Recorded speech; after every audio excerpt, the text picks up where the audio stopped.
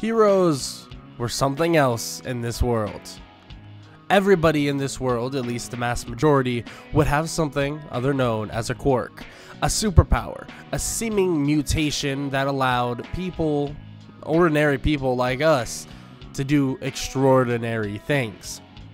But Izuku Midoriya, he unfortunately was never born with a quirk, never developed a quirk, and never got a quirk. But still, he strived to be a hero and wanted to do anything he possibly could. So that led him down the road of science. No, not the science in terms of experimenting with himself, but down the road of science to maybe be a support hero, maybe make some insane inventions, maybe support heroes from the shadows. Izuku would continue to study, and he would be a little bit of a prodigy, you could say. He'd be extremely intelligent, but frankly, others may see him as a prodigy, but to himself, he just worked extremely hard, studying day in and day out. He would take trips to some of the finest science museums they had to offer, some of the biggest and craziest companies that could ever exist.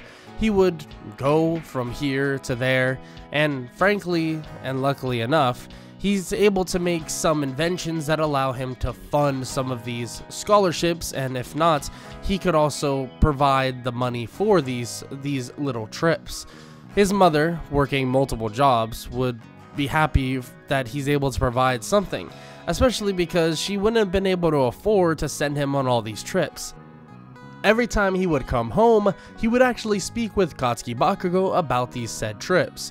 In this universe, let's just say not everybody hates Izuku, not everybody makes fun of him for being quirkless. Yeah, that may have been a thing for a little bit, but around the age of 12 to 13 years old, this would all stop, especially when they realized that Izuku would probably be the one helping them out in the near future, especially with how advanced he was in science and technology now. Izuku would continue these trips, eventually going to this amazing inventor that he's been idolizing all his life. He would go into the building, but unfortunately that so-called inventor would be completely out of town and not really wanting to return. There's other things that need to be done outside of Japan, and his main station isn't even in Japan, it's somewhere in the United States. But he would still take the normal tour, ask a ton of questions, but eventually, during this time, experiments would be happening behind the scenes within that said building. Experiments that he would have no idea about. Nobody would have any idea about. These experiments weren't anything mind-boggling. They were just dealing with radioactive material and things like that. Things that would allow them to create infinite amounts of energy, stuff that could advance Japan and the entire world into a new stratosphere. But unfortunately, or fortunately in this regard for Izuku, that they would be doing these tests in the same building that he currently is in.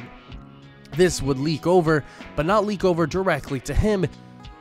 It would leak over to a spider that would crawl on his backpack and go with the 13-year-old home, where he believed to be, well, completely fine.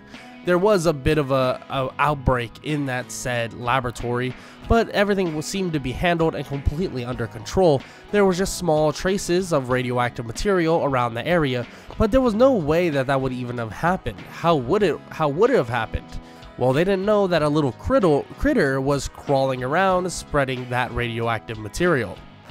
Nonetheless, it would be cleaned up in a jiffy, thinking that that little amount wouldn't even amount to anything. But all it took for Izuku to change his life forever is one single bite. A single bite from a spider, a radioactive spider at that was under test with electricity and many other things that they were trying to make infinite amounts of energy. It would cause his body to react in a violent way. He'd smack his arm as this radioactive spider would bite him, and he would kind of laugh it off. He has heard about some sort of Spider-Man or something of that sort maybe it was some spider monkey guy that had some weird powers. Because in this world, there was a comic book very similar to it, but I mean, come on. Wouldn't that be a funny, really funny coincidence for him to get powers like that? Izuku would of course laugh this off. I mean, he makes jokes about himself all the time, and he just kind of remarks this, especially when he already has his whole future set out.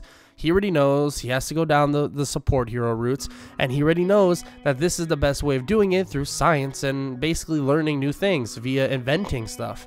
Izuku would eventually go to sleep, but during this sleep, he would be sweating like crazy, freaking out and seeing visions of various different things, and his senses begin to clog as if they were terrifying him at once. Just insanely quickly, he would wake up and he would see and feel bigger, taller, not by much, and also more muscular.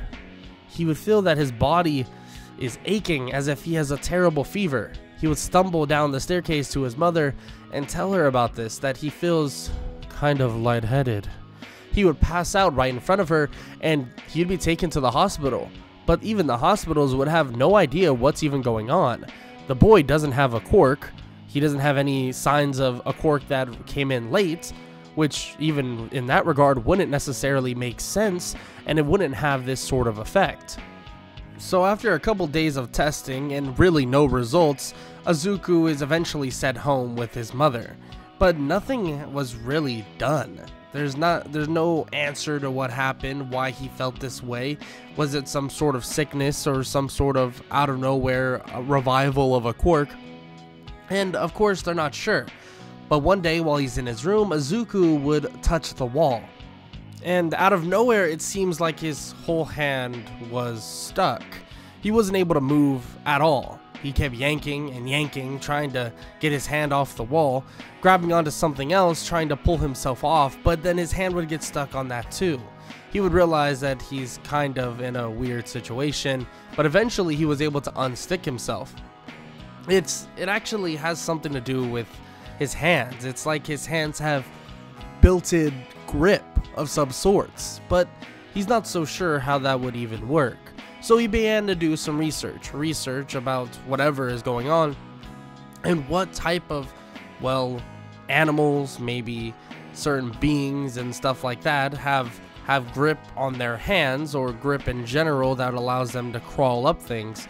And he realizes that bugs do have some or that sort of thing, and then he has a vast realization that the spider that bit him, that he crushed and killed, it must have done something, maybe reactivated a quirk. But no, his quirk didn't reactivate. He has no quirk. They even said so, but he's not so sure how that would even happen. He would continue to research as much as possible and look up anything he could. Eventually, he would try and actually use webs, but he would see pretty quickly that it wasn't necessarily a thing he could use. He tries to flick his wrists and move his body in any possible way, any possible way in general, but nothing would occur. No webs were coming out. So he begins to think, if he can stick to walls, maybe he can do other things a spider can. Yeah, he can't shoot webs, but maybe he can do some other things as well. Soon he would find out more and more about things he can do, including enhanced strength. And when I mean enhanced strength, I mean enhanced strength. His strength is off the charts. Of course, as we know, of Spider-Man's powers, he definitely needs to hold back. He's always held back. So one punch to his bed on accident destroyed his bed entirely. He begins to scratch his head in confusion, but luckily he continues to learn more and more about these so-called powers. And over the next year or so, Izuku would begin working, training, and getting ready. Because there's something he has in mind and something he wants to get into even before getting ready for the UA entrance exam. Yeah, of course, he's excited for that so-called entrance exam, and yeah, he's excited to join up and do his thing. But this is something he wants to get done first. He unfolds his notebook, and there's sketches of an entire outfit right in front of him. Something he's been working on for the last year while he's been going to school. It's a red Spider-Man outfit, blue down the side, and a black spider emblem right in the middle. Izuku would put it on, and he'd feel something he's never felt before. He'd feel reinvigorated. He could feel that he can now become a hero. He begins to head outside, and he jumps out his window as he shoots something out of his wrist. A mechanical web shooter that he's been working on for a long time, something that he actually came up with throughout this last year. Many gadgets have been made, nothing too complex outside of the web shooter, but overall, he has the outfits and he has the web shooters, and he takes it out for a spin, swinging around Japan entirely and some of the cities that are nearby. Izuku begins to get a feel for what this is. He begins to think about certain tamperings that he'll need to do with the web shooters and certain aerodynamics adjustments with his suits, but he'll continue to swing on over and over as he looks around the city he's in, and looks around the country in it as a whole. He begins to stand on the highest building he can possibly find, looking over everything, thinking to himself that it's time for him to truly become a hero. While sitting above everything and, well, on a giant building, like I said, he would hear some people actually having a bit of a commotion down below him. He would slowly but surely make his way down as he hears a woman getting her purse stolen from her by 3 other men. The 3 men try and just rob her and basically kidnap her, but luckily Izuku is in the vicinity, webbing them up and stringing them from the building. They're all shocked to see this, and even the woman looks up to try to find what happened and where this person came from, but it seems like cops have already arrived and Izuku is nowhere to be found. He realized something. He probably shouldn't be seen in this outfit. If he is and is spotted doing illegal, and this is technically a legal activity, even if they are helping people, he will get into some serious trouble, especially if he wants to be a technical pro hero. He can't just go around webbing people up and getting spotted. Yeah, he might be a sort of friendly neighborhood Spider-Man of some sorts, but if he gets caught at all in this, red suits, it may be an issue. On top of that, if people begin to, connect the dots when he goes to UA, that also may be an issue if he shows some of this other stuff that he's able to do. Izuku keeps this in mind and decides to at least stay out of the limelight as much as possible. Throughout these next 10 months, which is the period of time all the way up until the UA entrance exam, he continues patrolling and actually helping people all around town. He decides that he'll take a different approach. He'll change his suit drastically and actually use certain things to his advantage. He'll make sure to not get spotted using certain items or using certain gadgets that he plans on using later on in his hero career. But also, he could just use the idea that he's just taken inspiration from this so-called Spider-Man. Still though, he is spotted, and some news sources begin to think that he's some sort of spider menace. Maybe a menace that is a vigilante. All vigilantes are menaces according to this weird dude that is extremely passionate about calling Spider-Man a villain. Nonetheless, Izuku would continue this and find even more abilities that he never knew even existed throughout this time. Eventually, after those 10 months were up, and the good amount of studying he did, which was a good 3 to 4 months of studying for the entrance exam, which, to be honest, he didn't necessarily need. He's always been extremely intelligent. But with that said, he's all ready to go. And there's one last thing he wanted to make sure he did, and that's the suits. His suit, he wanted to change it all up to make sure that nobody would notice who he is, changing the coloring entirely and the design, more stemming from a black looking suit of Spider-Man, thinking that in the dark and also at night would be even better, and there would be various benefits to this, especially when he begins hero work. He's not going to use this so-called Spider-Man outfit during this time, but he does make some different, more advanced web shooters that nobody's going to be able to notice during the entrance exam. On top of that, he begins to just add a couple gadgets to his body. Nothing crazy. He's just wearing his simple outfits, a different sort of Spider-Man suit, but a way that he can show his face and other parts of his body as well. Izuku would then begin his way all the way to the UA entrance exam. The entrance exam building is ginormous. He looks all around and he begins to walk. But as he's walking, before he can actually trip, his spider senses would go off and he would not, trip on the same way he did before. Izuku has been keeping up with various things throughout the past, or at least over that last couple 10 months. Of course, he's heard about the so-called sludge villain attack. Pretty cool, All Might took him down relatively easily, and nothing really happened or occurred that was too dramatic. Izuku would never go under that bridge because, well, after school, he just goes to the nearest place to hide and then webs off as quick as possible. On top of that, he would just continue going about his patrols, fighting small tier villains, nothing crazy, and staying out of harm's way. So if you're thinking about what was going on around Izuku during this time, nothing too crazy for say.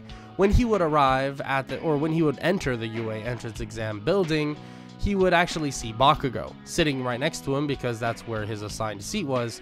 Bakugo would speak to him and ask him what his plan is to get in. And Izuku says that it seems that he's come across an awakening of his quirk ever since he's gotten extremely sick.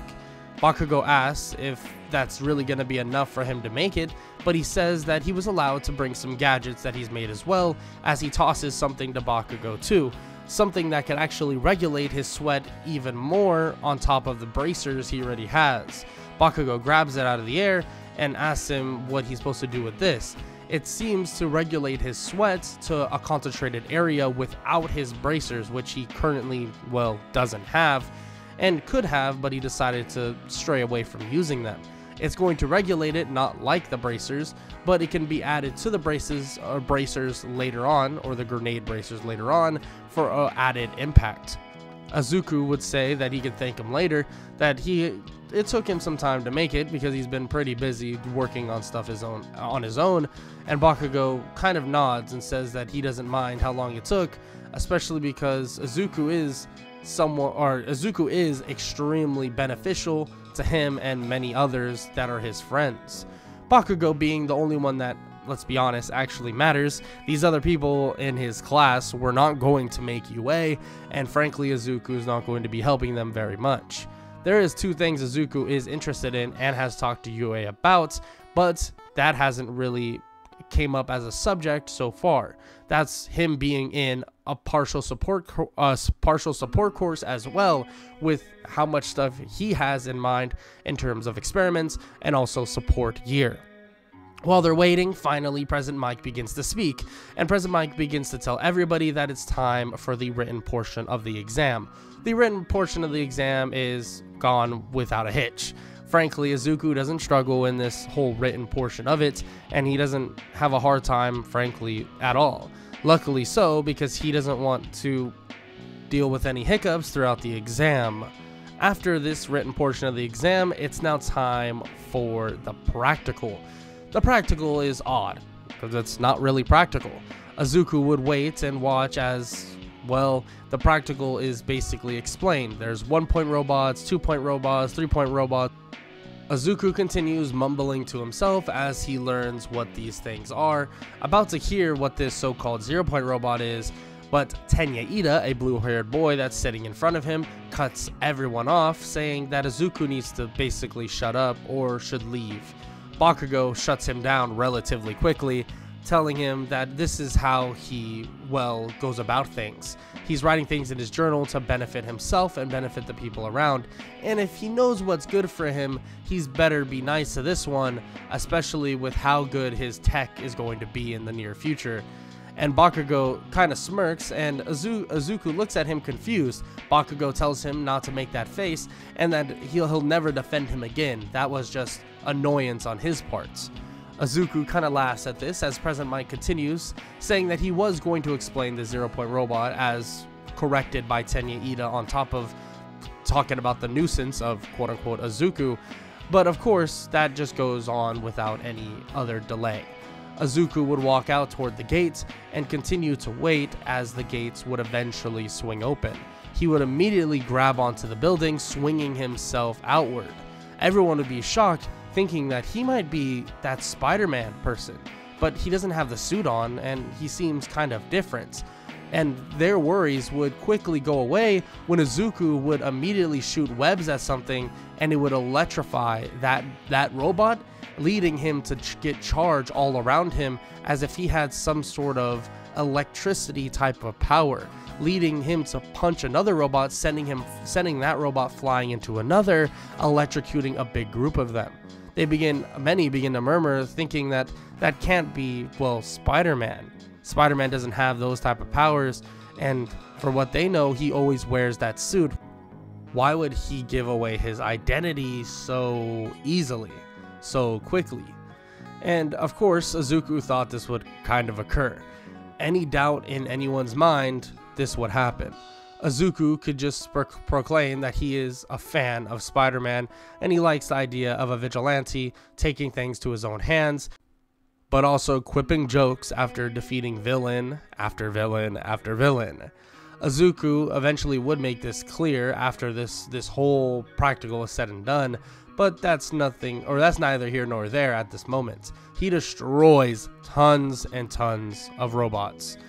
Don't forget, Spider-Man is extremely, extremely powerful, and even if you want me to go based off of ones that are from video games, ones that are from, well, TV series, maybe even movies, those Spider-Men are still extremely strong. So we're talking about an extremely powerful Izuku that, yes, may be holding back, but of course isn't holding back in this regard because he's just destroying robots. This is a testing ground in a way. He's not punching into humans, which he definitely could do if he sent his hand through somebody's chest. But of course, there's restraints, because when you're the friendly neighborhood Spider-Man, there always needs to be. But nonetheless, he would continue to destroy robot after robot, eventually leading to the 0 Point robot arriving. Izuku would just begin to swing away, but as he does, he sees a young female underneath rubble. This woman is Ochako Uraraka. Immediately, Izuku would sling over toward her, getting all of the rubble off, grabbing her and swinging away, not worrying too much about the robots. But as he turns around, the robot is kind of catching up to them, or at least heading over to the rest of the students, so he decides to shoot some webs to slow it down, and just as he puts the young girl down, it seems as if everything stops. The robot collapses to the ground and takes the seats, and the voice on the intercom begins to say that this is all said and done, and that the practical exam is over. Izuku is pretty happy to hear this, not wanting to really show off any more power to fight that big robot, but he's happy to see that he was able to save this girl in the nick of time. She herself begins to question what Izuku is. Is he the Spider-Man? And Izuku laughs and says that that is his idol. The last year or so that the Spider-Man has been basically running around saving people, he's definitely taken a ton of inspiration. Izuku then says he doesn't have much more time to explain anything further, but says that maybe he'll get more time if they both get into UA. He waves her goodbye, and Izuku leaves without even giving his name, and meets up with Bakugo as they speak about what happened during the entrance exam. Even Bakugo is getting kind of suspicious about Izuku, thinking that Izuku must be the Spider-Man. Yeah, all these other dummies and idiots probably think otherwise, but come on, it's pretty obvious for him. And it's not like he'd get into major trouble as long as he stops with the vigilante work. But Izuku says that he's really not the Spider-Man, and that, like he said, he's actually doesn't have a suit even remotely close to that red suit. Bakugo grabs his bag, Izuku's bag, thinking that he'd find that red suit, but as he opens it up, it's the black one, the black suit within it. And Izuku grabs his bag back, saying that he wasn't supposed to see that quite yet. That's just a prototype. It's not done yet. Bakugo begins to question what type of suit is that, and he said that he's been taking inspiration from the Spider-Man. He looks at the suit closer, or Bakugo does, and he sees that it has different patterns. It's honestly different. Actually leans more to the strengths of that of Zuko has shown. Zuko has shown more of a brutish but technical mindset in terms of fighting. And obviously the Spider-Man is more of a hit and run type of fighter, and the suit basically tells exactly what type of fighter Izuku is. And that's not surprising for Izuku. Izuku is extremely strategic in terms of what he does and of what he sets up and everything he's tested. So it doesn't surprise Bakugo one bit that that's how his suit is built. Bakugo kind of shoves this off and basically says that if he is the Spider-Man, he thinks that would be pretty cool. He's not gonna say much more other than that, but he'll leave it at that as they head home and go their separate ways. Izuku would eventually get his letter from UA High School. When he opens the letter, a hologram would fall out. The hologram would bounce off the ground and emerges, well, All Might. All Might would begin speaking to Izuku, telling him that he did a heck of a job. Actually, so much so that he's the top earning student in terms of points, at least in the entrance exam, beating out actually what he's heard to be his good friend Bakugo by about 10 to 15 points. Izuku is shocked to hear this, but happy as well. It's explained the entire breakdown of the points. The points are explained that there's various different ways to actually get them. There's a hero version of it where you save people and so on and so forth. Also, helping people would have given him points as well, but he also gets points from, well, destroying robots. That's pretty obvious. All Might says that he did a heck of a job, but they're definitely going to have to speak pretty soon, because he does have a very similar fighting style to the so-called Spider Monkey or Spider-Man that's been kind of around this past year or so.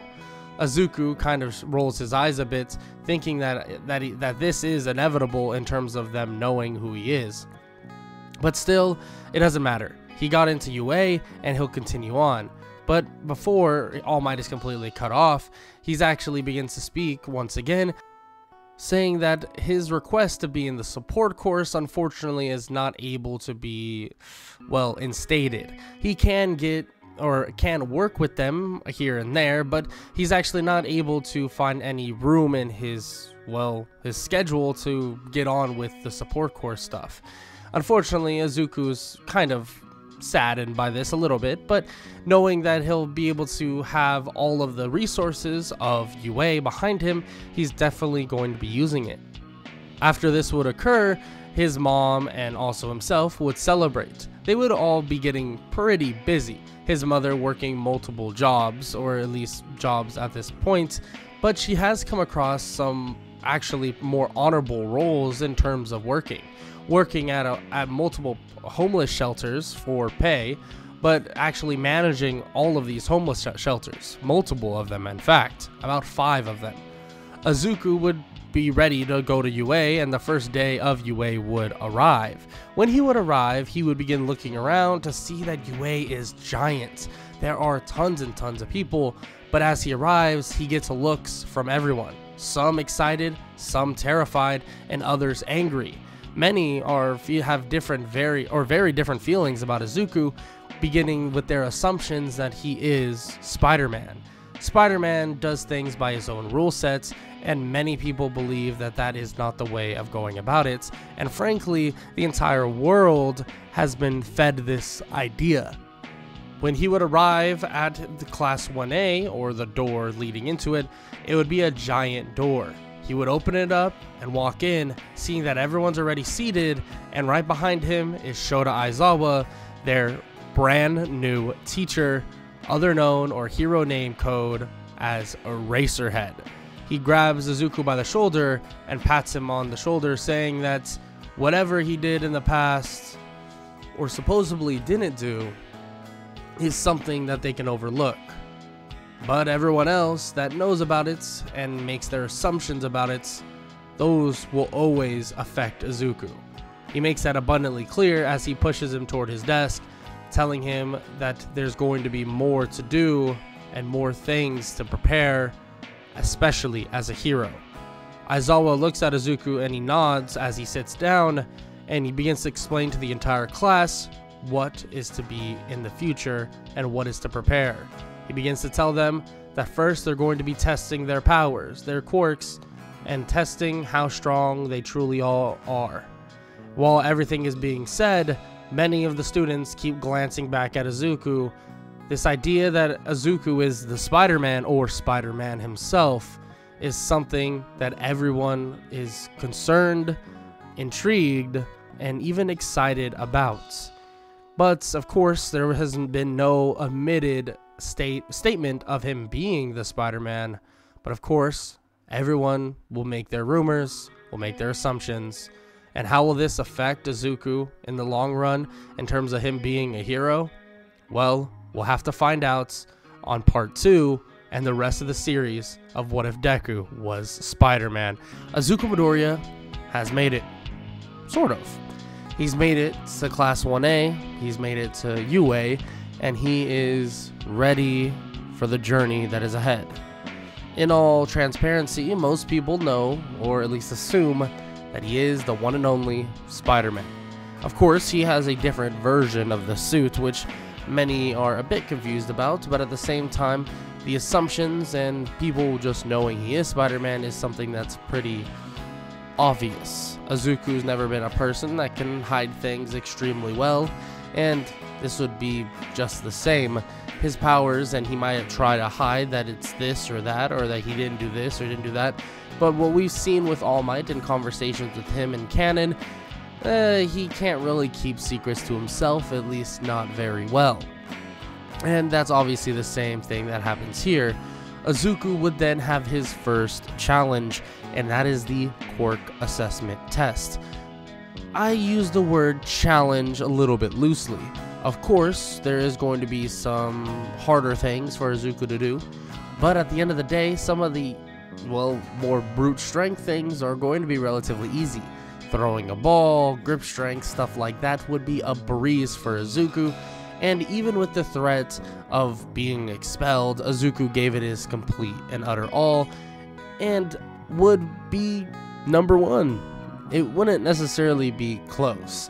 Izuku's raw power alone would put him above most people. Maybe his speed lacked in terms of verticality, in terms of him just going straight up from 0 to as fast as he can.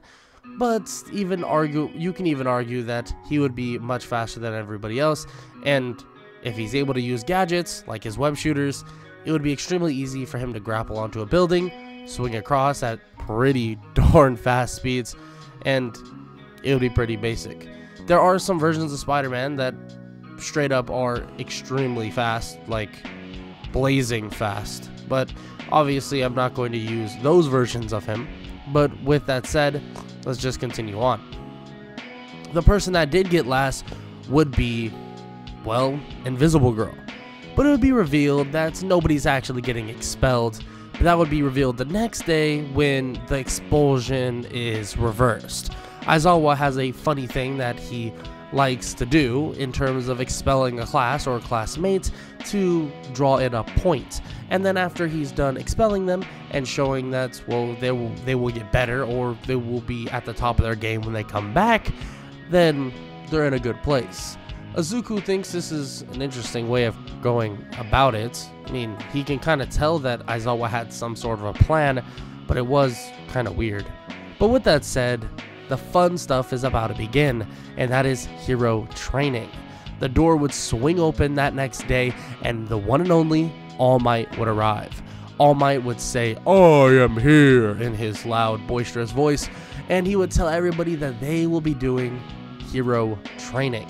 Hero training would, well, start with them getting suited up, Izuku suiting up in his black Spider-Man outfit, something that everyone looks on in complete awe, and All Might even smirks a little bit, thinking that this guy right here, or this young teen, is gonna be one hell of a hero. Maybe even wishes that he could have gave Izuku these powers. He's seen what the Spider-Man did out on the streets. Imagine what he could have done with One for All. Well, that's something he can't really think about now because it already occurred and he's already given it away to someone else. But still, Izuku decides to listen up to All Might and listen to all the words he says. This is one of his role models, and he listens close to the certain instructions that All Might gives, explaining certain hero training, explaining what they're going to be doing, which is being heroes versus villains, and the importance of these scenarios. These scenarios lean toward the villains. All of the, well, advantages will be on the villain's side. Time is on their side. In terms of capture, will be on their side. If certain things occur, the villains automatically just win. Yes, all they have to do is touch the bomb, but it's a little more complicated than that for the heroes. If they're not careful, the bomb could theoretically explode because of certain circumstances. The villains win no matter what, in life or death, and that's what they need to realize relatively quickly. First up will be Izuku and Ochaco Uraka as the heroes, and Bakugo and Tenya Ida as the villains. Izuku and Ochaco get set up and get ready to go, making some sort of a plan. Of course, Izuku comes up with the idea of just avoiding a fight. They can climb the building, scale it with his webs and his climbing capabilities, and she can just hop on his back. Of course, she thinks that she's going to be too heavy or be kind of a struggle for him, but he says that would be just fine. He's picked up far heavier things than just people. He's picked up multiple people before, so it shouldn't be too big of an issue. This is a good thing to hear for Ochaco, not really worrying about the strain that Izuku will put on himself. So when the 5 minutes are up, the scouting would then begin as they climb up the building, like a little spider. The Spider-Man and Ochaco Uraka, or Uravity, would begin to scale the building, looking for the proper window. When they come across the window, Tenya is right there. Tenya Ida has cleared out the entirety of the room to nullify Ochaco's quirk, but unluckily enough, it won't necessarily matter. Izuku sticks his hand to the glass, and with one small press, it shatters to pieces, and he webs Tenya to a wall as they touch the bomb. As they do this, sirens go off, and it is immediately said on the intercom that the heroes have won. Efficiency and quickness is something that they definitely employed. Bakugo's not too happy, especially because he wanted a fight with the so-called Spider-Man, but he was unfortunately unable to get that. Izuku does tell him that that fight will come, and he promises that, and this does reassure Bakugo a little bit, but Izuku still is more on the front of this is training, and he wants to take it strictly as training and a real-life scenario. He's no prideful person. He doesn't want to go out and fight anybody hand-to-hand just for no reason at all. And this is more hero-like than Bakugo would ever be, so that is, well, that's just Izuku in a character as a whole. Izuku would listen to All Might about certain things they could have done better, but frankly, Izuku's side, they don't really have to do much better at all. Bakugo and Tenya, on the other hand, need to be aware of their surroundings entirely. Tenya, to a certain extent, was, but he didn't realize that it would have been that easy. As villains, they do know the capabilities of the quirks of heroes the vast majority of the time, so realizing and knowing, especially that Izuku has spider-like powers, this would definitely come to some surprise that Tenya wouldn't formulate something based upon that, especially upon someone that can climb up buildings and swing on them as well. Tenya facepalms himself and more or less is disappointed in his own actions because he realizes that that's 100% true. He should have taken action toward that advance, but unfortunately, things happen and they need to be better prepared. Luckily, they're not villains, so they won't be coming up with those type of plans and schemes against heroes. All Might tells them all that if they're hurt at all, being that of Tenya, that he got webbed, they can go and check out Recovery Girl and basically get healed up. Otherwise, watch on as the rest of the students go on in their fights. in which they do just that. The fights go on exactly normal, or the heroes versus villain training goes exactly normal, and everything is wrapped up, especially after watching Shoto Todoroki display an immense amount of power. The fact that his quirk, his ice quirk, or maybe half and half, which Izuku is currently analyzing, is so overwhelmingly strong is definitely something to be reckoned with, especially on the hero side. A villain would have so much struggle dealing with that, and ice power to that degree is insane. The drawbacks, though, are definitely have to weigh on him, and there's no way it wouldn't in the long run. Izuku is fast-minded, and he does make these conclusions relatively quick. Maybe that will help him in the long run and in the future if they ever go head-to-head in some sort of sports festival, but that is not here to be seen just quite yet. The day is then wrapped up, and the next day would be upon them in, well, obviously in the morning. In the morning, they'd walk into class, and Aizawa would begin to speak on what's going on. Before that, though, Izuku would be pulled out of class and would have to speak with the one and only Principal Nezu. Principal Nezu would want to speak with Izuku about this so-called Spider-Man. Nezu says that there is no denying it anymore, we all know, and that frankly his secret identity keeping wasn't the best. In which Izuku does admit that to be true, but they tell him that they can spin this, that it's okay, and that he would be in trouble normally, but what they decided to do was that to say that he was a vigilante that was unknown, young, and unknowing of what he was doing in that current station or in that current state, and he was still doing the right thing and the right thing just outside the law. They say that they'll spin it as if he is taking real training from heroes, which he is, and that he's going to make those next steps to do so. Izuku is happy to hear this and says that he apologized and won't do it again, and Nezu says something that intrigues him. Nezu says that he's far beyond most of these other kids. He doesn't need that much teaching, and that would definitely give wide eyes to Izuku. Izuku would be pretty shocked by the revelation and what he's saying. He's saying that he's that far ahead? Like, is he really? And of course, as we know, he is.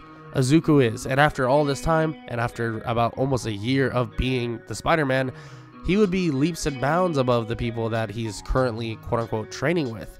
And Nezu makes it clear that they'll be doing some sort of training, and he has someone in mind. Someone a little bit more old-fashioned, but someone that they actually just found recently.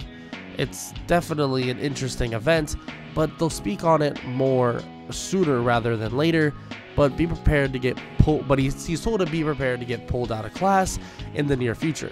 Izuku's happy to hear this. Whatever they have in plan, he is completely up for it, especially if it will make him a better hero.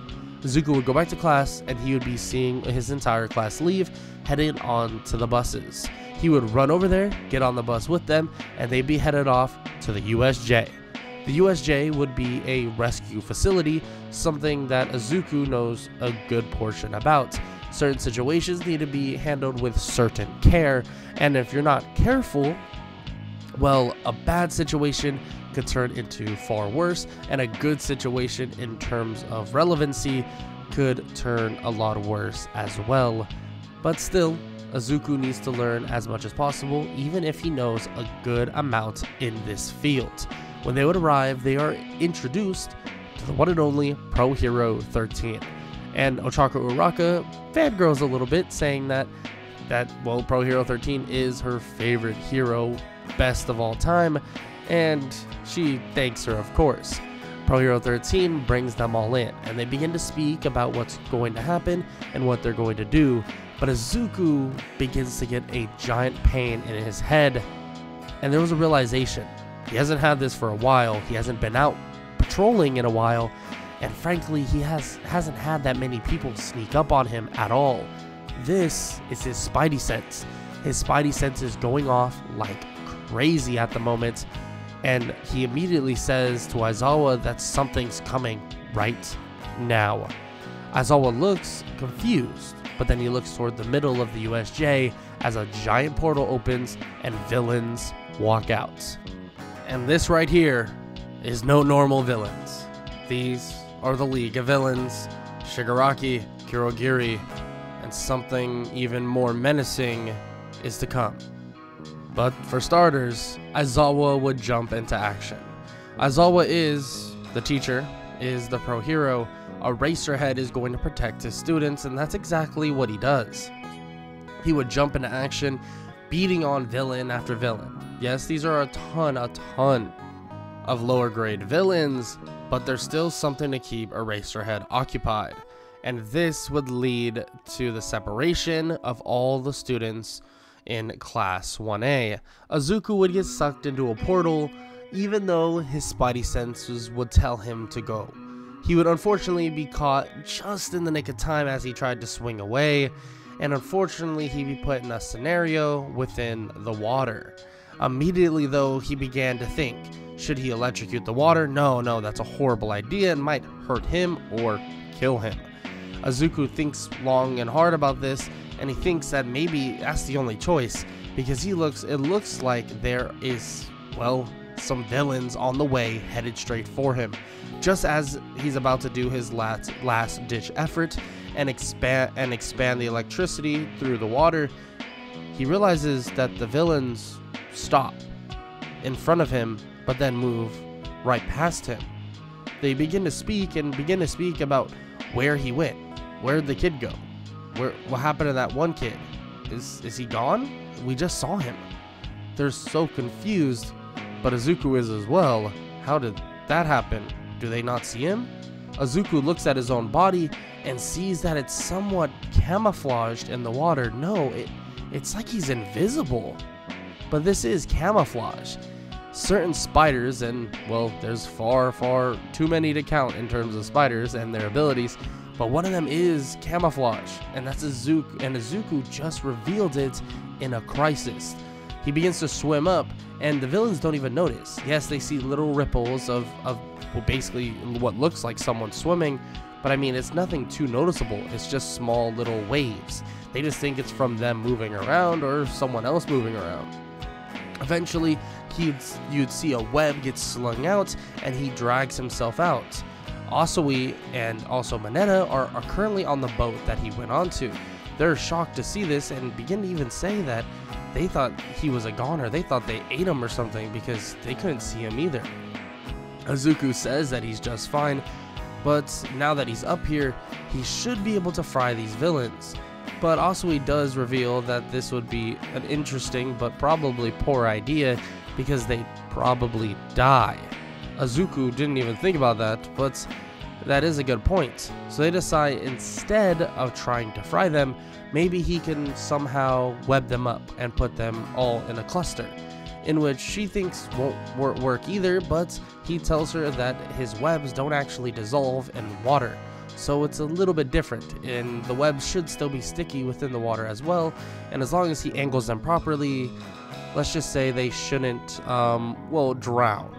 Of course, that is a worry, but luckily Izuku is able to web them up and actually hang them from a really high ceiling that is above them.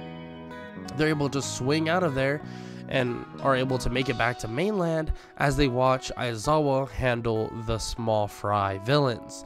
They think that everything is fine and dandy, which to an extent it is, but just as they're leaving, Izuku stops because his spidey sense is going off like crazy, going off right over by Aizawa. He looks over to see a giant Nomu coming out of a portal, and it immediately charges at Aizawa. Izuku jumps over in a matter of seconds, gripping webs on the back of the Nomu as he sits on the back of, well, the Nomu. He begins to ride the Nomu as if he was some sort of rhino in a way, and begins to guide the Nomu in directions while it struggles to get him off. Immediately, Shigaraki commands the Nomu to stop and grab the little twerp that's on its back, and the Nomu tries, but Izuku is able to wrap around the webs around the Nomu in different ways and is able to constrain the Nomu to a certain extent. but the Nomu's able to break free through the webs, even though they're made of some strong material that he came up with in a lab. He begins to evacuate a little bit, getting Aizawa out of harm's way and telling him that there is no going against that thing. That thing is a monster. Izuku says that he can't really tell, but is it even human? Is it even living? Aizawa shakes his head, saying that he thinks that it's just literally what he said, a monster. Izuku says that if he doesn't think it's living, he can stop, pulling his punches as much. At least if it can take the hits, he might as well deliver them. Aizawa's confused. Pull your punches? Immediately, Izuku says yes and goes swinging in as he kicks the Nomu directly in the face, sending it flying backwards. Izuku moves his ankles to see if he's alright, and it seems like his body is pretty durable. He thought so, and he thinks he'll be just okay. He begins to fight the Nomu, and of course, there is some struggle and there is strength behind every Nomu punch. Don't get me wrong, this Nomu is probably building level, someone that can smash a building if properly angled and properly taken about. This Nomu was supposed to be able to take on All Might, but Izuku is more agile. Izuku is able to dodge, make a miss, but Izuku also has more technology on his side on top of that, with some insane abilities, allowing him to exploit some of the Nomu's weaknesses in terms of, angles and not being able to notice where he is. Izuku is able to pin him down and eventually is slowly but surely wearing him out, stringing him up. But as the Nomu would break free of this webbing one last time, out of nowhere, All Might would come soaring in at insane speeds, landing a giant punch to the Nomu, sending it flying out of the arena, or out of the USJ. Izuku was happy to see this. He didn't really want to deal with the Nomu any further than that, because he wasn't sure exactly a way to not kill it, because technically it's already dead, but actually subdue it entirely. And maybe the way of doing that is actually getting it away from Shigaraki and Kurogiri. Just as he thinks and says this, immediately Shigaraki comes to try and grab Izuku's arm. He's able to dodge via his spidey sense, luckily, and Kurogiri and Shigaraki are forced to leave as soon as possible. There was a hope there that they could get a tag on Izuku, maybe hurt him in some way and restrict him, because whoever this future hero is, and who they obviously have heard about the Spider-Man, if he's really the Spider-Man, this may be an issue. This is not someone they calculated for. They may have calculated for someone that was All Might's successor, but not for someone that has arguably the strength of All Might's, but on top of that, has far more techniques and technology on his side. A threat is an understatement for the League of Villains. With that said, the USJ was a bit of a flop, but at the same time made many of them realize relatively quickly what was ahead of them. These students had to learn how to fight against real villains, against real power. Now they understand that, now they know, and now they will take things far more serious than they've ever before. The next step up will be the UA Sports Festival. The UA Sports Festival is going to be a time for all of them to learn, for them to fight, and show off to everybody what they can do, and maybe even get into an agency that they enjoy and that will benefit them. But for Izuku, the call from Nezu would eventually arrive right before the UA Sports Festival would begin. That call would be for something very interesting. Nezu explains that there's no real reason for him to actually be involved in the UA Sports Festival. On top of that, they want to, stay away from large public events. They want him to train with somebody for a little bit, and then actually have him patrol with somebody in Japan for a while. Just maybe for a little bit of a learning experience and getting this so-called person back in the limelight. Izuku's confused. Back in the limelight? Well, who are they talking about? There's someone from America. Someone that was actually in a crashed plane near Japan. And this crashed plane, well, it seemed to have someone still living aboard. It seemed as if an iceberg grew around this person, floated a little bit too far away from their original destination, and something odd happened. They're not sure if this was all a ploy, a setup, or maybe constructed by Americans themselves, but they'll take whatever opportunity they can to get someone back on their feet. And Izuku questions who this is, and he begins to say that America is a little bit different in terms of their heroes, and was different a long time ago. Nezu remarks that this hero was definitely something different than everybody else because he didn't have a quirk. He was an experiment.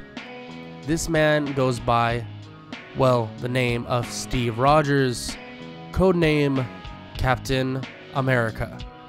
Izuku shocked. Captain America, he died a long time ago. He's heard about him in history books of the U.S. history books and many other things. Captain America? They're serious? And Nezu is dead serious. He believes that Izuku would be a good person to actually speak with him and work with him. The fact is, there was a version of Spider-Man in America before. Not exactly what Izuku is. Izuku's more of that boisterous, loudmouth, and, well, more young version of that Spider-Man. But maybe it'll be a friendly face for Captain America. And Captain America may even be able to teach Izuku some things. Maybe give him an opportunity and opportunities that he never knew existed. And this is where we're going to leave off on part 2 of What If Deku Was Spider-Man. Izuku Midoriya has been offered something, well, irresistible by Nezu, and that is to go with the one and only Captain America. Someone that's been frozen in ice for so long at this point. Someone that actually wasn't around when quirks were a thing. He was experimented on and was given powers that way instead of giving it via birth. Of course, Captain America would have very little to know what's going on, but during this time it would be a meetup at an agency of a more or lesser known hero, and they would meet up there with the assistance of UA. Some of UA would actually join Izuku and Captain America, and they would speak. They would try to make him as comfortable as possible, and even in the beginning would, in a way, try to trick him into thinking that it was still the year that he left. Of course, this does not go very well. I mean, it wouldn't have went well in the very beginning and doesn't go well here, especially when he learns that it's Japan that he's currently in and not, well, America. You may be thinking, oh, well, in Japan they literally speak Japanese, so he would know quickly, but there are some people that, of course, would speak English, and everything would be taken into account. They would get people there that would look very similar, or at least to the people that would just be walking around in the world that he once knew, and all of that would still go downhill and basically lead him to finding out what occurred. Finally, a real explanation would be given to then Steve Rogers, and they would tell him exactly what's going on, that they found him frozen in an iceberg and must have drifted off or drifted away, probably all around the world, until they finally found him. But luckily, since he was frozen, he was able to survive. Yes, these circumstances may be extremely unique, but they promise that nothing bad or nothing false is happening. They tell him that he's completely safe and that they have someone that he may recognize. And immediately, and obviously, Izuku would walk in. Izuku would show himself in the Spider-Man suits, and Steve Rogers, or Captain America, of course, would be a little confused, saying that yes, it's very similar to the one he once knew, but it's not the same. And of course, the people currently there, heroes alike, would tell him that they know. That's their little secret that they have going on right now, and that's that this right here is the Spider-Man of Japan. It may seem odd, and they know that he used to know some sort of a Spider-Man, but he was a little different. And he begins to explain that he was way different. Yes, he might have changed throughout the years when he was gone, but I mean, the one he remembered was so different. Nonetheless, a line of questioning would then arise, and of course, Izuku and Captain America would get on board with anything that needed to be settled. They have a couple missions that him and Captain America need to go on to handle some business and do some scouting for some of the heroes of Japan. Steve would hesitate a little bit, but of course, being the heroic version of himself, he would assess the situation as well and deem that they did really need his help, and this would lead to the partnership of Izuku and Steve Rogers, at least for the time being. Izuku would get to know him as they go on minor missions to basically handle some, well, scouting, you could call it. The scouting would involve trying to get information about certain leaders, you could say, and also certain people that they need to hunt down. Izuku would not know that much information about it as well, and he wouldn't really be allowed to do much other than, well, scout, because he technically doesn't have a hero license, and they're trying to be strict with him. But nonetheless, Izuku would get some, you could say, action in the field, and Steve Rogers and him were able to take down some smaller syndicates to get some, well, information. This information would lead them to one name, and that is the Shiha Zaikai's very own Overhaul. That's who they wanted to actually get information on, but after that information is concluded and they've gotten it, they would be taken off the case. And of course, this would cause for some questioning from Steve Rogers, but they would explain to him that there is a lot more to do, and frankly, there's no reason to keep him here any longer. They need to get him back to America. And of course, this idea would continue on, and the idea that Izuku could head to America would definitely be in play. Something that Izuku has been thinking about, especially because of how their system of hero work or heroes used to work in the past, and probably have a good bit to influence in the hero work nowadays. Izuku would actually bring this up and ask Nezu if this was a reason why he's here, and Nezu says not 100%, but that was a reason. Of course, Izuku's powers are a little different, and there is a huge and giant steep learning curve for him, but there may or may not be a Spider-Man back at the US, in which they assume there is. They've seen glimpses of him, but they don't know if he's still, well, alive, kicking, retired, anything. But still, it might be something beneficial for Izuku. Of course, Izuku's not quite yet ready to just head off to America and go from there. He still wants to be with the class that he's in and also learn as much as possible from the people here in Japan. But Nezu, of course, says that the option is always open, that they're going to speak about it later as well, and maybe he'll even be able to do a work study from that distance and a work study, well, over in America. But while he was having success, having new opportunities open up for him, well, he would go to sleep, and the next morning he would be awoken to something very, very, very bad.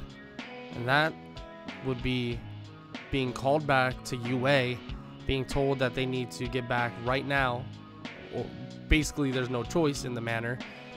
But on top of that, he hears about something terrible. Tenya Ida. Tenya Ida, unfortunately, was killed by the hero killer. Yes, the hero killer isn't at large anymore. He was caught just in time by Endeavor and many others. But still, the fact that someone his age, someone in his class did this, or basically got put in a situation where he was killed and he's just training now, is something that doesn't sit well with Izuku. Something that gives him a very uneasy feeling. Nonetheless, Izuku would arrive back at UA, and many would be confused about where he went. Of Of course, Izuku isn't really able to tell them anything in terms of anything consequential, but he just says that he started his internship a little early, but he's really sorry to hear about what happened to their classmate and, well, all of their classmates, including himself. He's actually taken back by this, but it seems like a lot of people there are rejuvenated, are excited, are ready to go, and yeah, they're sad about their friend Tenya Ida being killed, but still, they know that it's going to take more than just that to make them quit being heroes. Of course, this is something that Aizawa was happy to hear about, and he tells them quickly that they have a final exam coming up extremely soon, and on top of that, there's something going on after that. He gets questioned a little bit about what they're going to be doing after, but quickly he says that it's nothing to worry about until the final exams are over, but once they are, they can go from there. He's told that there's going to be a written, or he tells them it's going to be a written and there's going to be a practical, and to be ready for both because both will be challenging in their own right. Izuku begins to study with a couple people at UA as well, knowing that he is pretty good off in terms of the written exam, because he's always been extremely good at tests. The science portion of it is going to be easy peasy. It's something he will know like the back of his hand, and same thing with stuff like math.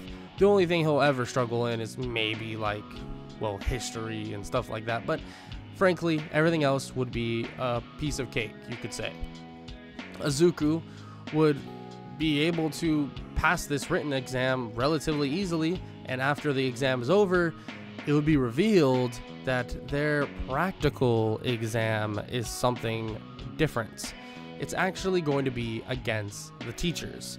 The teachers will be waiting at the gym for them, and when they arrive, well, they are then told who and what they're going against. Of course, Izuku's curious where he fits into all of this, because his name isn't called throughout this time at all, at least, well, in the moment. And well, there was a reason for that, because Spider-Man, or Izuku Midoriya, would be going head to head against someone unique. Someone that many would not expect to be intertwined with this sort of test. And that's the #1 hero, All Might himself. All Might is one hell of a test, and honestly, the way everyone looks at it is as if Izuku has no chance at all. But we know that they don't know his limitations. Izuku is extremely strong, and throughout this time with Steve Rogers, or Captain America, he's realized more and more of his potential. He doesn't have a quirk. His body isn't, well, limited based off of some sort of weird human limitation. Izuku's a little bit different. He's evolved. He's kind of like a mutant in a way. But he gained these powers obviously from a radioactive spider, allowing his body to adapt to higher levels and higher levels of durability, strength, and so on and so forth. Izuku would see this as a great test, a test for him to truly show that he's ready for anything that is ahead of them. Yes, he's still a hero in training, but he's been told that he's ahead of most of these people that are currently here, and he wants to prove that to be the case. Izuku would take this challenge head on.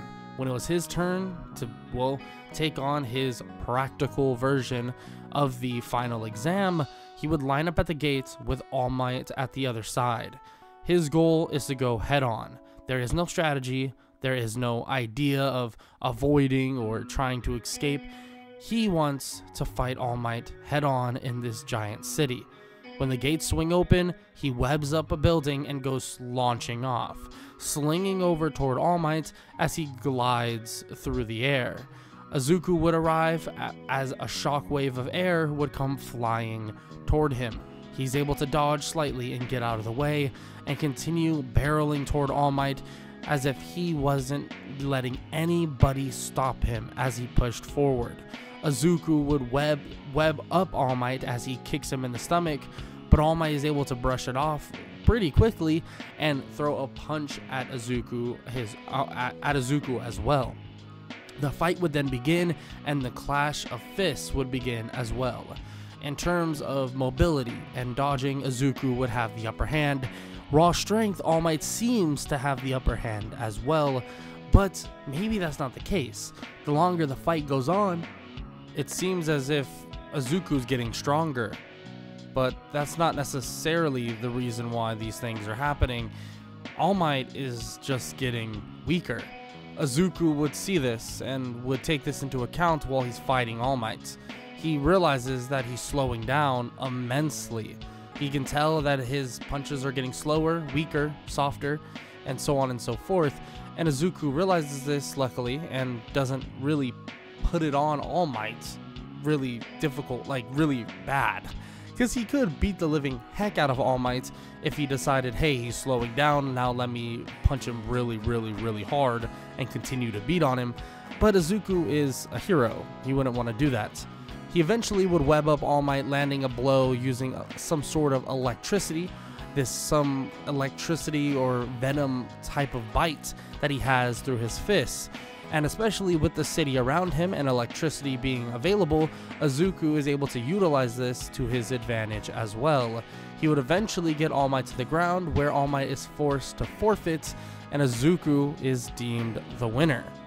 The megaphone would then eventually turn on, or the intercom, and Nezu would begin to say that the fight is over, that Izuku Midoriya has passed his test. Of course, everyone would erupt in cheers and so on, and basically just, freak out, especially because he just beat All Might by himself. How was he able to do something like that? Of course, they're not underestimating Izuku anymore, or understating his strength really at all. Izuku would then listen to Aizawa as he speaks, as he tells Class 1A that they'll be going to a forest training camp. This forest training camp will help them become better heroes, teach them how to use their quirks even better, and on top of that, and just flat out training.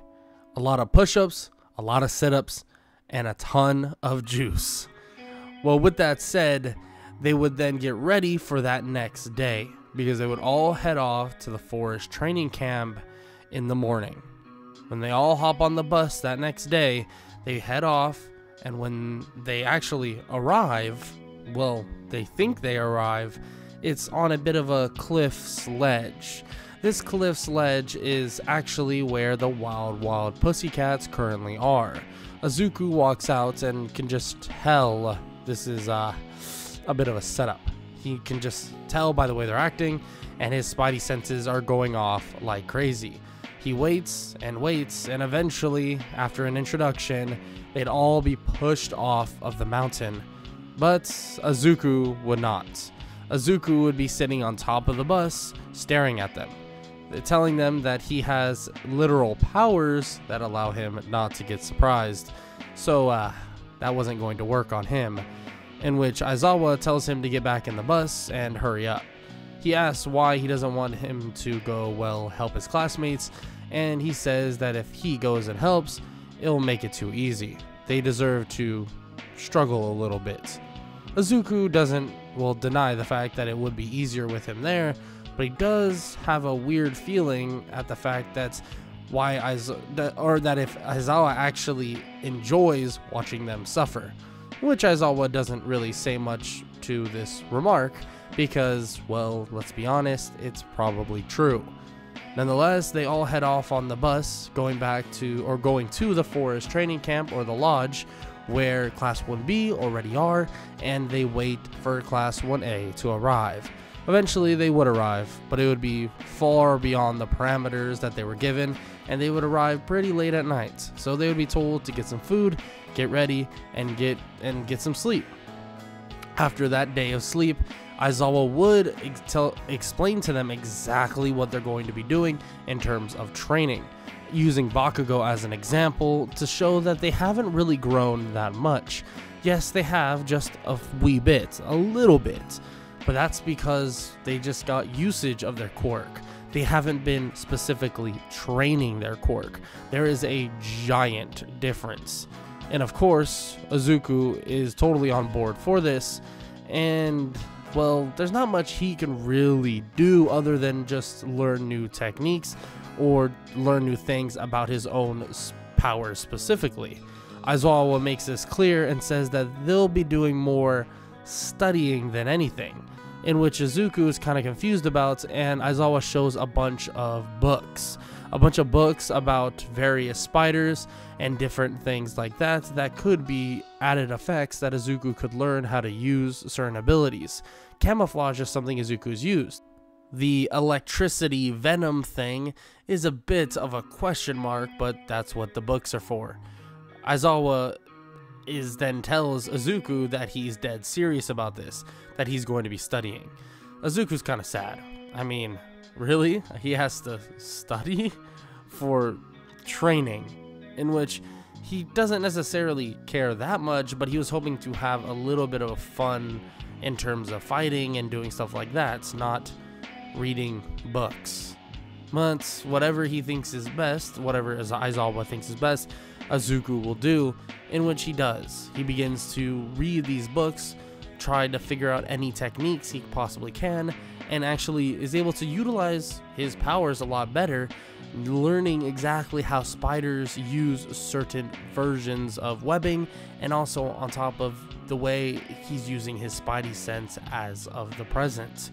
Izuku does in a way sharpen his talents, and he's able to here and there work on things physically, because of course you want to put things into action. And after a little bit, Izuku feels pretty comfortable with some new things that he's learning.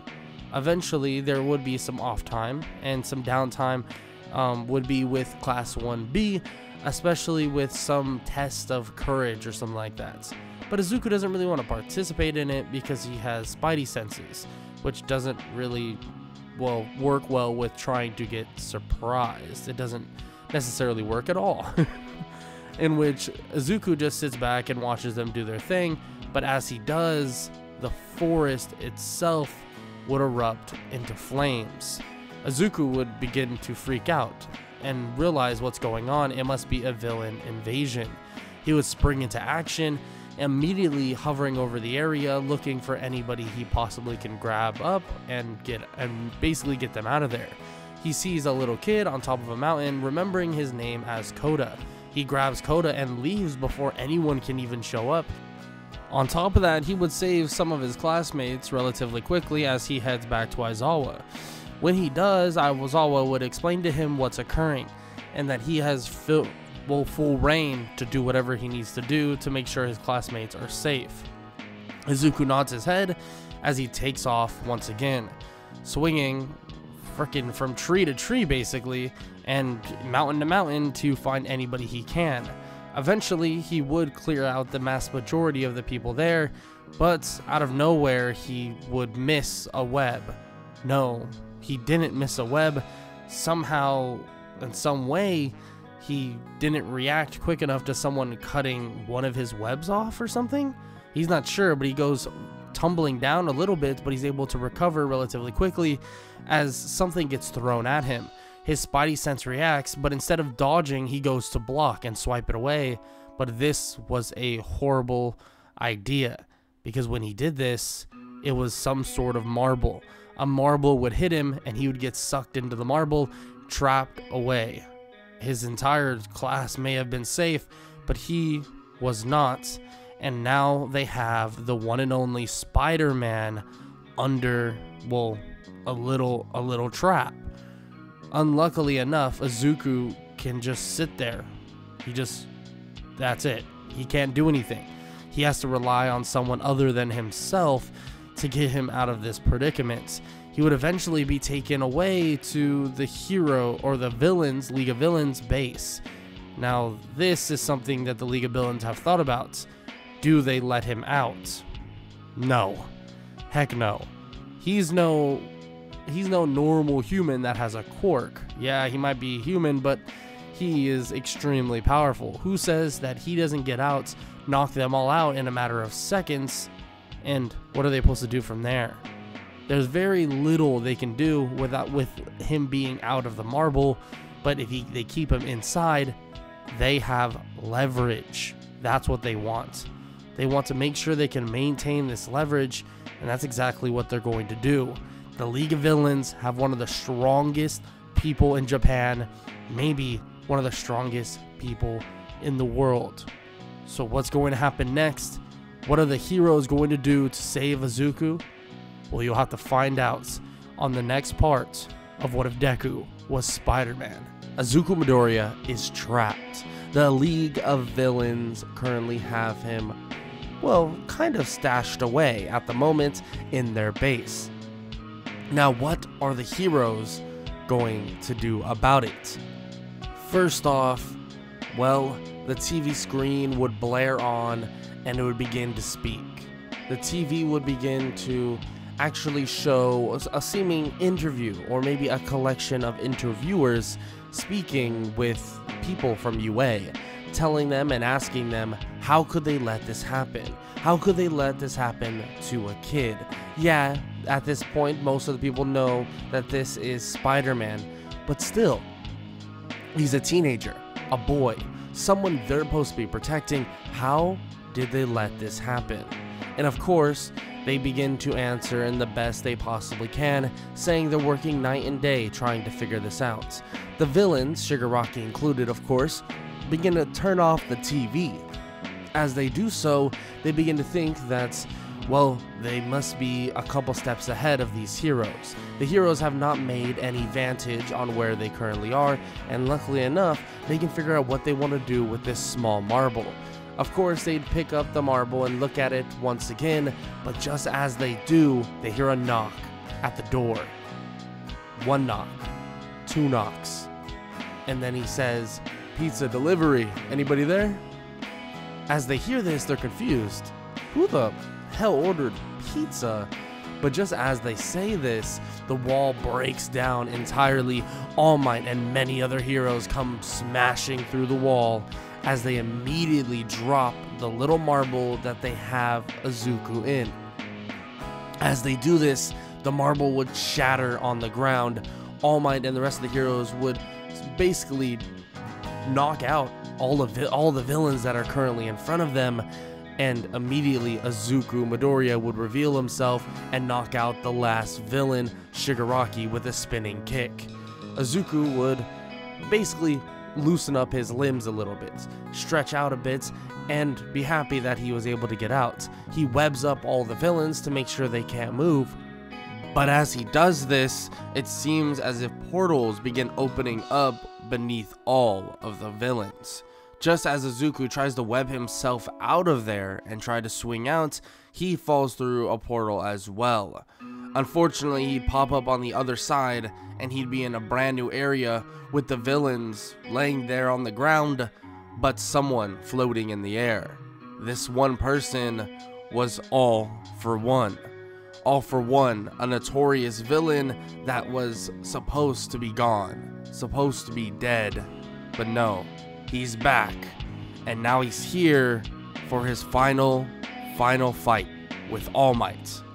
Immediately, All Might shows up and looks All For One dead in his face, or whatever's left of it. Their fight begins to rage on, and Izuku makes sure that these villains that are currently, well, tied down, stay tied down. Once he does that, he goes to help All Might. Out of nowhere, he comes in kicking All For One in the face, but All For One is able to brush it off slightly and throw him toward a building. Izuku would be able to regain his composure as he comes back at All For One, immediately landing a crazy venom blast to his face. As he does this, it explodes, shattering his mask, shattering all or most of the things around as well. Izuku has made crazy damage to All For One as he webs him and throws him back toward the ground. Following up on this, All Might comes through right behind All For One with a Detroit Smash. As he hits All For One dead in the back, he immediately is out cold. All For One is out for the count, but when they look to the right, they see the portal pulling the other villains in. Izuku tries to web them and pull them back, but as he shoots his web, the portal closes with the villains already gone. Unfortunately, they got away, but All For One has been captured, so the heroes think that this is, well, a positive. Yes, the capture of All For One may be good in the moment, but does that mean everything will fall in line to a peaceful society? Well, you'll have to find out when actions and choices are made. Izuku would begin speaking with the people at UA after this entirety of an incident. He would hear about some offers he's been getting, some places he'll be able to go. These offers include a stint in America, but this stint is less than a stint. He'd be most likely staying there for at least a couple years, but if a decision is made, he could stay there permanently. Izuku thinks this is a great option. He thinks this is something that could definitely benefit him in the long run, working with Steve Rogers once again and some other heroes he's heard about over in America. So that's what he decides. After a long, hard decision or a long, hard night of thinking, he begins to tell the people in his class that he'll be moving away. He'll be going off to America and he'll be finding new ventures. They are a little bit disappointed because it was fun having the Spider-Man alongside them, especially for training purposes and other reasons as well. Izuku is far more than just a hero, far more than just a hero student. He's already advanced far beyond most people that they currently have right now working at UA or, well, learning at UA.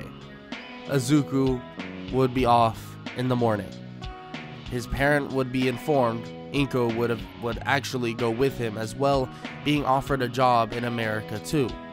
As they head off on a plane, he begins thinking if this is the best decision.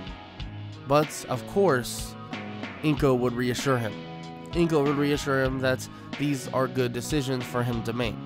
Going to America is a decision that will be life-changing, and a new change of scenery could always be something beneficial.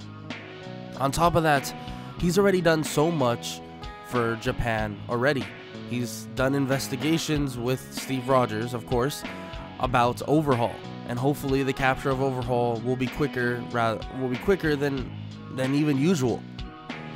On top of that, he now gets an entirely new set of heroes to train under, to work with, to learn from, and that's exactly what Izuku does. Izuku would arrive in America, and when he'd be introduced to many heroes immediately.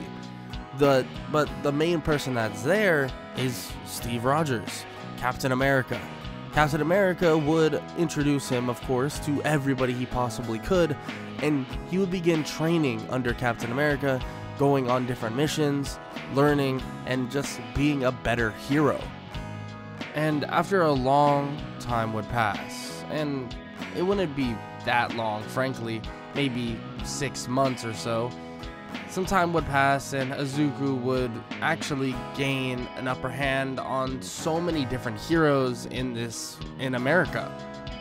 Obviously being at one of the top ranks in the hero system, but that's not really what concerns him. He eventually would be able to introduce so many different fight styles for himself that were from Captain America and many other heroes that were in America itself, even meeting the current #1 hero, Star and Stripe. Of course, being a pretty big fan of her and just learning about her quirk. On top of this, throughout these 6 months or so, Izuku would be making more and more technology-based things, allowing himself to be a hybrid of a support hero and a regular hero as well, someone that will fight but also support the people that are currently in America. In a matter of months, he was able to, let's just say, plummet all of the villain activity, or 99% of the villain activity that was currently in America. I guess a friendly neighborhood Spider-Man definitely helps when he's patrolling all the time. On top of that, when he has some help as well, it seems to completely tank villainhood, especially wherever they are. But something uneasy would happen. Something would make Izuku feel odd. He begins to flip through the channels on the TV as if something is telling him to look deeper, find what's going on, eventually coming across a news station. And this news station begins to speak about Japan. A crazy war is going on between villains and heroes. Students that are of UA and many other schools as well have now risen to herohood, and they are fighting all of these villains. Izuku looks closely to see villains that he's seen before, and one that looks odd. Shigaraki. What is wrong with him? He's looking at this screen. As he stares at it, the face of Shigaraki stares back. His spidey sense goes off like crazy as the channel disrupts and shuts down. Izuku immediately goes out of his room and immediately tells his mother that he has a place to be and he needs to go back to Japan now. He then hears jets flying by in a matter of seconds, zooming at insane speeds. Izuku is shocked to see this already happening and realizes that the news is already delayed anyways, so it must be go time. It must be do or die. He catches up to the jets above, webbing onto one of them as he sticks to the top of one of the jets that are flying. As he looks to his left, he sees another hero actually flying with them, Star and Stripe. On top of that, he sees someone piloting one of the jets with someone behind him, or behind the person that's piloting, to be Steve Rogers. They're flying in, and Star and Stripe asks if it's really a good idea for all of them to come. This fight is going to be one to the death, one that she's planned to sacrifice herself on no matter what. Izuku tells her that he'll be right there beside her to make sure that this all goes according to plan, but tells her maybe, just maybe, they won't need to go the sacrificing routes at the end of the day. He's not sure if any of this will work, if maybe raw power alone could get them through it, but they'll have to see. With their arrival, Shigaraki stands waiting for all of them. Shigaraki begins to sit there dormant, waiting. Of course, Star and Stripe stares daggers into him, and their fight would eventually begin. But with Izuku there, with Spider-Man there, and all of his techniques and everything he can even do, it begins to sway the battle towards Star and Stripe and the heroes from America. But Shigaraki is practically immortal, practically invincible to all attacks, eventually leading to Star and Stripe doing something out of the ordinary, eventually leading to Star and Stripe pulling out her last trump card. But as these things are happening, they all realize what needs to be done. Izuku webs over to the jets that are currently hovering above, telling them to drop out of the sky. That Operation Skyfall is in effect. Immediately, they know what's going on, and the planes begin, or the jets begin to skyfall and fall out of the sky as they shoot tiny little missiles toward Izuku. These missiles hit Izuku in the back, sending him flying upward, and even Shigaraki is confused during this whole enactment. Star and Stripe is going to put her body on the line, end her own life, to put Shigaraki at a weak point. And what did the jets do? What are all of them doing currently? And what's the plan? To absorb electricity and, well, as much power surge as possible into Izuku. As he stores it up, immediately Izuku charges toward what is only Shigaraki left over, but a Shigaraki that is extremely vulnerable. He grabs onto him, webbing him entirely as if he cocoons Shigaraki. He grabs him up and he basically launches toward the sky, using one last gift from Star and Stripe as her quirk fades away from her dying breath. He's in the sky, in the air, and as he comes falling back down, electricity begins to crackle around him, crackle around Shigaraki, and it begins to explode. The sky is covered in a vast orange. Electricity begins to shatter the clouds that are around, immediately making everything far brighter. And once again, you could see the sun glimmer through a giant hole in the sky. Everyone else is safe below, but just as they look up, they see nothing. Nothing at all. Izuku, on the other hand, begins to fall down from the sky itself as he comes into view slowly but surely.